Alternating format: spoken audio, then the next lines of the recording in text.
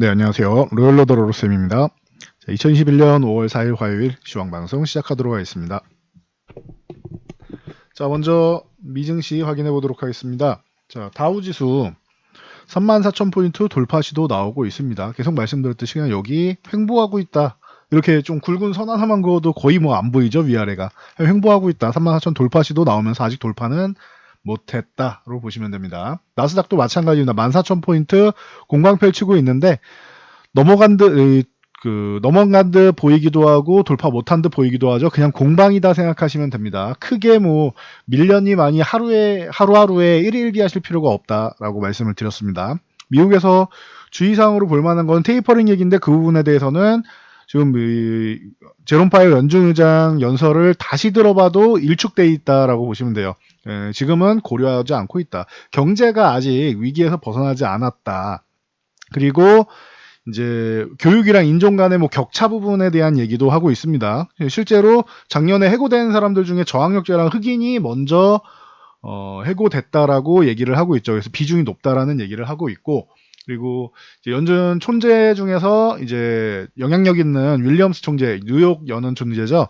윌리엄스 총재 같은 경우는 미국 경제가 1980년대 이후로 드디어 고성장을 나타낼 수 있는 가능성 있는 구간이다 라고 얘기를 합니다. 하지만 물가 안정이랑 최대 고용, 양대 책무에 대해서는 달성할 수 있을지 불투명하다 정도로 얘기를 했습니다. 아직까지 테이퍼링 논하지 말라는 뜻이에요. 그러니까 우리한테 질문해도 그런 대답 얻을 수 없으니까 아직은 시기상조다 라고 얘기를 하는 겁니다. 그리고 그래도 좀 물가는 높은 수준을 조금 지속될 수 있다. 그런데 지속되다가 다시금 안정화될 거다. 그러니까 어느 길게 장기간 지속되지 않는다라는 얘기를 하고 있어요.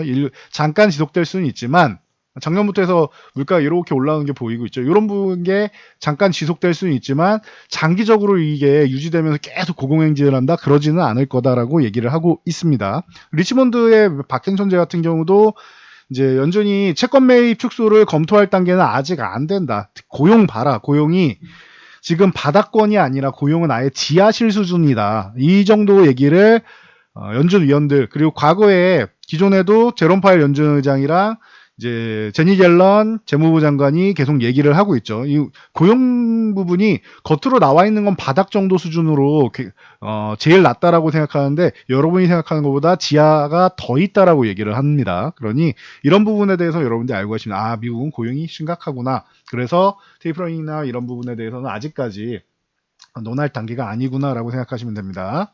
자, 우리나라 지수로 넘어와서 우리나라는 미국하고 지금 디커플링 상태인데 이 코스피 지수 같은 경우는 3150에서 3200 사이 정도다라고 말씀드렸어요. 우리도 3200을 아직 못 넘어가고 있다. 제가 칼럼에도 올려드렸죠. 돌파 시도 정도는 할 수 있지만 넘어갔다라고 하면 아까 다우지수 34,000도 그렇고 나스닥 14,000도 그렇고 넘어간 다음에 한 차례 이렇게 양봉을 딱 세워줘야 그 다음에 어떻게 나온다? 이렇게 음봉으로 해서 쉬는 구간이 나온다. 그러면은 이 음봉이 나와도 지켜줘야 될 거 아닙니까? 이 부분이. 네? 이 부분 지켜줘야 될 거 아니에요. 그리고 나서 아니면 흔들기 정도 나오더라도 바로 이렇게 회복돼서 위쪽으로 다시 한번 움직일 수 있는 구간이 나와야 될 거 아닙니까? 이렇게. 그래서 양봉을 여기서 하나 더 멋진 양봉을 세워줘야지 돌파가 이제 신뢰성이 생긴다. 그리고 뭐 더 올라가면 많이 올라갈수록 좋고요. 그럼 신뢰는 더 생기겠죠. 그런 과정이다. 그래서 한 번, 두 번 이렇게 건드리다 보면은 결국은 돌파할 가능성이 높다. 왜? 실적 모멘텀으로 모든 기업은 아니더라도 적어도 시총 상위 종목들이 실적이 좋죠, 지금. 거기에 경기 민감주들 실적 좋게 나오죠. 좋게 나오고 있어요. 그러니까 이런 부분에 대해서 너무 크게 여러분들이 고민할 필요가 없다. 여기가 고점 아니야? 실적이 좋아지고 있으면 그만큼 기업 가치의 주가가 수렴한다라고 항상 말씀을 드리죠. 그러면 기업 가치가 올라가고 실적이 올라가고 그 모멘텀으로 주가가 상승하면은 지수는 자연스럽게 움직이게 돼 있다. 코스닥도 마찬가지입니다. 수급적으로 단기적으로 흔들었다. 여기 1000포인트 넘어서 980 넘은 1000포인트 넘어간다고 말씀드렸죠. 근데 여기서 추가 상승을 보여야 되는데 이후간에 약간의 이제 메이저들이 수급적으로 약간 낌새를 좀 만들어 놓고 있는데 여기서 좀 횡보하다 잘 버티다 넘어갈 수도 있고 여기서 밀려도 이상할 게 없다라고 말씀드렸어요. 980 흔들기 정도는 나올 수 있다라고 말씀드렸는데 흔들기 정도 나왔죠. 이렇게 한 차례 흔들고 그리고 나서 아직 회복이 안 됐어요. 중요한 거는 요 940을 이탈했다라고 하면은 요 구간은 저점이 되는 거고 940 요 근처에 요 장기 이평선만 건드리고 아직까지 뭐 980을 회복하지 않았으니까 완벽한 건 아니에요. 980을 이렇게 회복해 줘야지 완벽하게 회복이 되는 거다라고 보시면 돼요. 그래서 여기 회복된다라고 하면은 이제부터는 요 21선 바로 위에 있을 텐데 요 1000포인트 21선 여기 딱 넘어가면서 코스닥은 치고 달릴 가능성이 높다라는 거. 한 번에 아니더라도 한 번에 갈 가능성도 있고 코스닥은 이때도 말씀드렸지만 워낙 개별 성향이 많아서 이렇게 넘어갈 수도 있다. 그런 것처럼 이번에도 이제 수급적으로 훅 밀어내렸는데 이 밀어내린 부분은 공매도 때문이 아니다라고 말씀드렸어요. 정확하게는 공매도가 밀어내린 게 아니고 공매도가 재개된다라고 하는 심리 그리고 그 심리에 대한 공포심으로 밀어내린 거다라고 말씀을 드렸습니다. 그 당일날 이게 다 밀어내린 게 아니란 말이에요. 그리고 그 부분에 대해서 심리가 적용을 한 거지 실질적으로 이 뭐 시장이 뭐 박살나서 이렇게 추세를 꺾을 정도는 아니다라고 항상 말씀을 드리고 있죠. 그래서 단기적으로 흔들림이 일부는 있을 수 있지만 그것은 일시적인 현상이다라고 말씀드렸어요. 중장기적인 추세로 보시는 분들은 일일비 하실 필요는 없다. 대신 속상할 수는 있죠. 일일비 할 필요는 없는데 종목들이 일부 이렇게 두들겨 맞아가지고 내려온 상황이다라고 하면 속상할 수 있죠. 근데 이것도 기업을 잘 보시라고 했어요. 기업 내용을 봐서 앞으로 성장성 실적 뭐 다 좋아요. 근데 밀려서 괜찮아요. 괜찮다라고 말씀드렸어요. 왜? 공매도 세력들이 밀어내리면서 수익을 계속 올린다기보다는 위에서 매집을 해야지 밀어내릴 거 아니에요. 주식을 살 때도 메이저들은 바닥권에서 이렇게 매집을 한 다음에 끌어올리죠. 똑같습니다. 왜? 이 공매도 같은 경우 위에서 매집을 한 다음에 끌어내려야 돼요. 하락하면 수익이 나는 상품이니까. 그래서 매집 구간을 잡기에는 사실 쉽지 않은 상황이었단 말이에요, 지금. 지수가 이렇게 올라오면서 공매도도 이제 많이 줄였고요, 그동안. 그러니까 무작정 끌고 내려가기는 쉽지 않다. 그리고 실적이 뒷받침되고 있는데 끌고 내려가는 건 쉽지 않다. 그게 안 되는 기업들이 문제가 되는 거예요, 이제는. 그리고 최근에 좀 슈팅이 나온 기업들 같은 경우는 단기적인 단타로 짧게 치고 빠지는 정도는 나올 수 있겠죠. 근데 좋은 종목들은 걱정할 필요가 없는데 대신 약간 부실한 종목들 그리고 너무 테마나 뭐 이런 뭐 이슈 같은 경우로 수급적으로만 올라온 종목들이 있어요.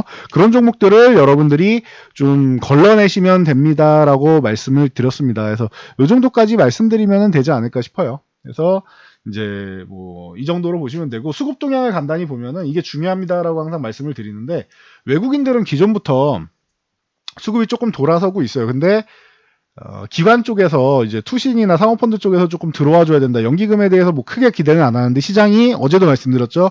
이렇게 밀리면은 이런 부분에 대해서 이제 좀 과하다 싶을 때는 기관 매수가 들어오면서 시장에 선기능을 해줘야 되는데 어제는 아니었다. 근데 과하다 싶으면은 분명히 선기능을 해줘야 된다라고 말씀을 드렸죠. 우리나라 이런 기능이 좀 약하다. 근데 기관 투자들의 기본적인 역할이다. 이거를 아예 안 하면은 엄청나게 욕을 먹으면서 어딘가에서는 이제 꼬투리 잡혀서 제재를 당할 수가 있기 때문에 최악의 경우는 안 나오게 해야 된다라고 이제 여러분들 알고 계시면 되는데 지금이 그렇게 보시면 돼요. 추세를 이렇게까지 꺾어서 확 밀어내릴 그런 건 아니란 말이에요. 여기서 추세를 꺾어서 이렇게 뭐 900 이탈시켜서 하락 추세를 만들 상황이 아니란 말이에요. 지금 글로벌 증시가 글로벌 시장이 그리고 무역 쪽이 그리고 실적이 그렇게 나쁘지 않아요.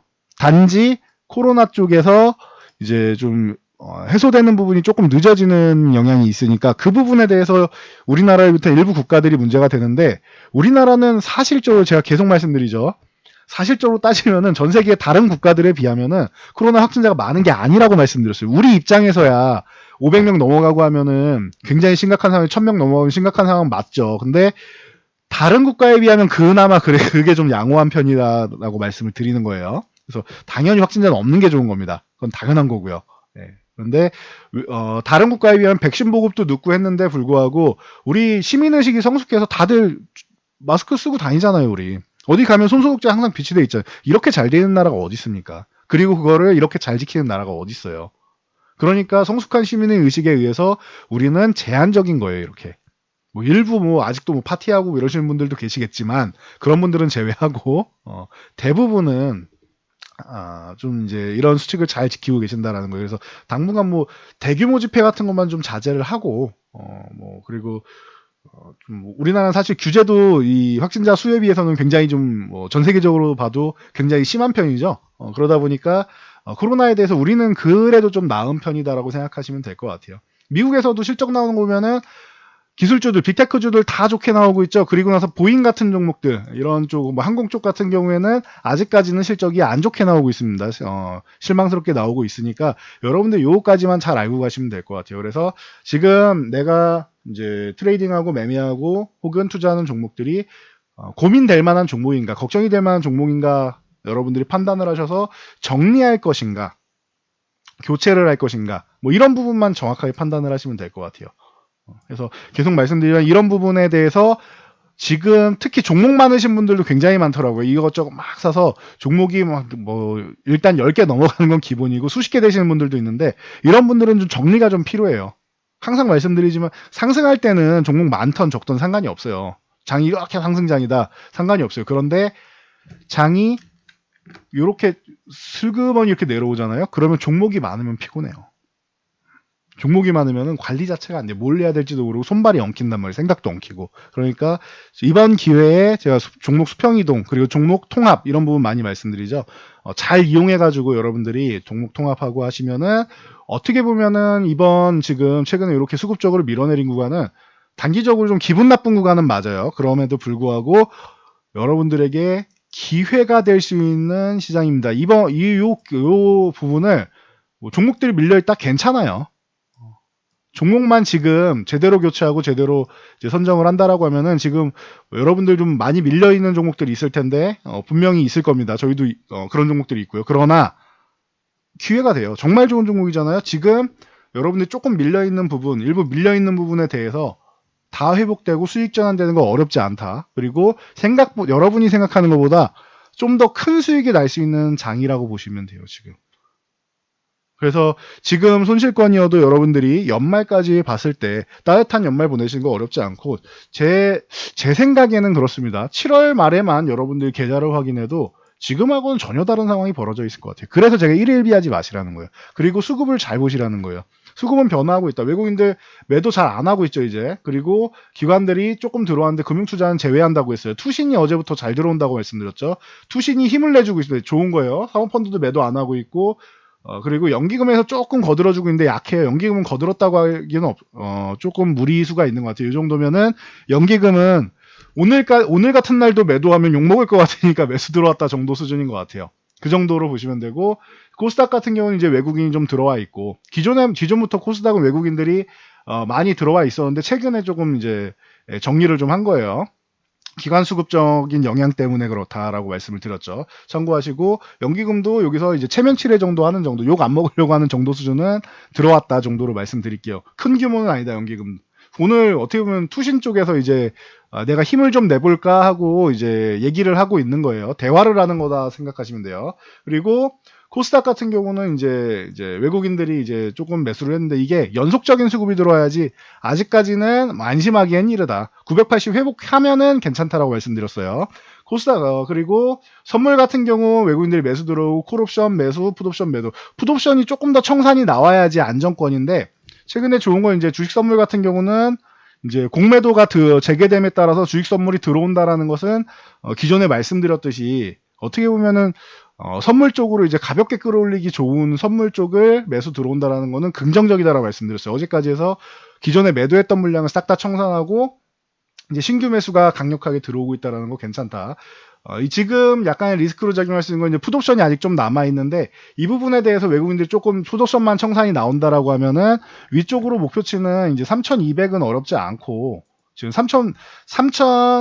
3,150구간에서 여기서 요 전후에서 헤맬 것이냐 아니면은 3,200을 넘어서 한 3,200, 한 3, 40 정도 될 것이냐 요런 게 좀 관건이 될 것 같아요. 그러니까 어느 구간에서 끝나지 3,150 정도에서 끝난다라고 하면은 뭐 크게 상승은 없는데 최근에 이제 기관 수급이나 이런 걸 보면은 위쪽 아래쪽으로 내려가는 걸 좀 부담되는 이제 수급입니다. 그러면은 기관하고 외국인하고 좀 절충해서 한 3,200 약간 위쪽에서 끝나는 것도 방법 혹은 3,200 위쪽을 살짝 올라가서 건드려주고 다시 이렇게 3,150 구간 쪽으로 오던가 이 두 가지 정도가 가능성이 있지 않나라고 보고는 있어요. 이 부분은 뭐 이제 모레 이제 목요일하고 금요일 수급까지 보면서 다시 한번 말씀드리면 될 것 같습니다. 이제 일주일 남았으니까요, 만기일이. 그래서 만기일까지 뭐 크게 걱정할 거 없다 정도로 보시면 되고, 종목 동향 같은 경우는 여러분들 크게 오늘 같은 경우에는 크게 신경 안 쓰셔도 된다. 특징주 같은 경우 나오는 것보다는 지금 요 외국인들 수급이랑 지수 동향 보는 거랑 중요한 거는 시장을 꺾어내릴 만한 이슈가 있느냐.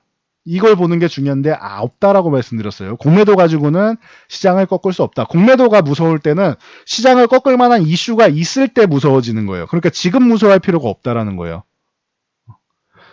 이 친구들도 어제 같은 경우 공매도 재개니까 심리를 위해서 한번 밀어내리긴 해도 추세를 아예 바꾸거나 할 정도로 뭐 비도덕적으로 그렇게 매매하기는 어려워요. 그러면은 금감원이나 이런 거래소에서 가만히 있지 않는다라고 말씀드렸죠. 오늘만 해도 벌써 공매도 22개 종목 과열 종목 지정해서 이제 뭐 공매도 과열 종목 지정하면 뭐 하루 뭐 이렇게 공매도 거래를 못하게 한다던가 뭐 제한을 두는 정책들이 있으니까 여러분들이 너무 과하게 생각하실 필요는 없다. 그리고 이제 지금은 다시 말씀드리지만 불안한 종목들은 좀 정리를 하시고 이제 미래에 대해서 확신이 있는 종목들 중심으로 압축하고 정리하시면 된다. 그게 혼자 어렵다 싶으시면은 저희 쪽에 문의하시면 된다라고 말씀드렸어요. 4월에서 5월까지가 정말 절호의 기회가 된다라고 말씀을 드렸으니까 여러분들이 이 부분 계속 이제 검토해 보시고 이제 확인해 보시면서 스스로 잘 정리를 해 보세요. 안 되면 안 되겠다, 난 도저히 안 되겠다면 그때 저희 찾아오시면 되고 잘 정리하시면 될 것 같아요. 이번에 종목 많으신 분들